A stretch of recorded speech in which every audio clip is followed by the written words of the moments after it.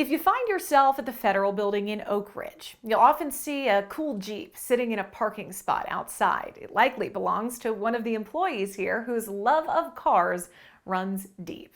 It's why she started East Tennessee's only overlanding event.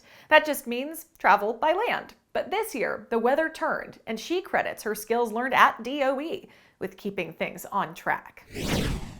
Parked between the hills and sitting in front of an old prison, the Southeast Overland Camping event is in its third year. And this group, as mixed as East Tennessee weather. We want to get a couple people together and it turned into a huge event. Morgan Carden and her husband started it right after they got married. It's hard to find friends with your hobbies, and we like to make friends. We like to make people feel accepted. This year, they have 500 new friends. People in their 20s all the way up to Vietnam veterans made the drive. And that was just so nice to see all these people coming together. They never knew each other, never met once, and then they met there and they had the best time. They rolled in from across the country. Vendors and campers alike coming all the way from Portland, Oregon, Utah, Arkansas, all kinds of places. So too did a spring storm. Well, we watched the weather, the couple weeks rough forecast, and it always shows rain.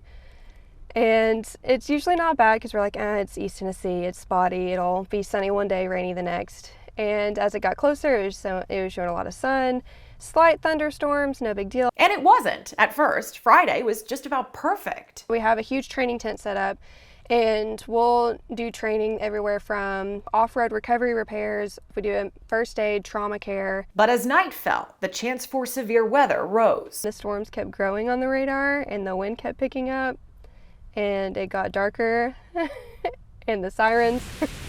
That's when Carden knew it was time to switch gears. Volunteer firefighters who were attending the event jumped in to help. We had a lot of the guys running around throughout the day and staking up the tents and saving people's property as much as we could because a lot of them were gone. A lot of them were on trail rides. Carden says her own training as a project manager for the Department of Energy helped her make safe and smart decisions at every turn.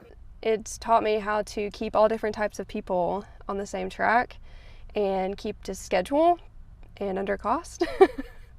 It helped a lot, actually. It was definitely like my own project during the year at home trying to get this whole event situated.